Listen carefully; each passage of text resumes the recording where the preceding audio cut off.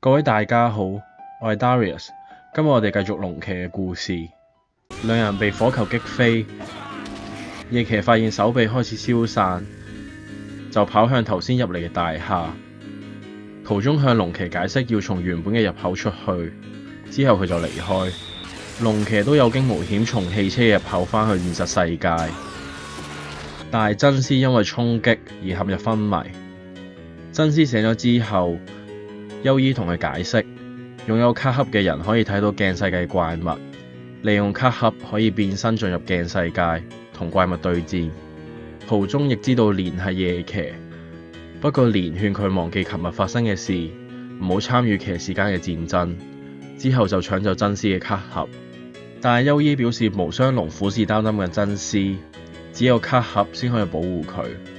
蓮唯有將卡盒還返俾真絲。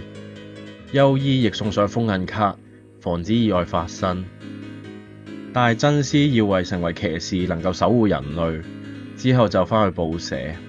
喺另一方面，原來蜘蛛怪物並冇完全消滅，用上新形態現身，繼續誘拐女士。真絲趕到案發現場，意外見到女士個女，心入邊百感交集。真絲亦都到咗天台，表示自己要同蓮一樣，為咗保護他人而戰鬥，就將封印卡撕開。優衣見到真絲嘅決心，送上一張契約卡，示意真絲可以同無雙龍簽訂契約。其後無雙龍同意契約，真絲嚟到契約嘅空間，無雙龍融入佢嘅身體。本身墨黑色嘅盔甲逐漸變成充滿力量嘅鮮紅色。喺戰場，蜘蛛怪物吐出蛛絲，將夜騎困住。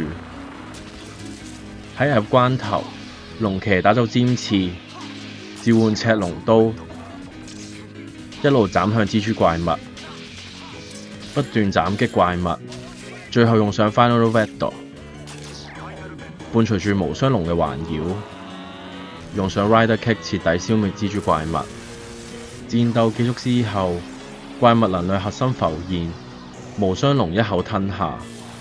夜騎同時解釋鏡怪物會通過吞食力量，逐漸變得強大，之後突然打向龍騎。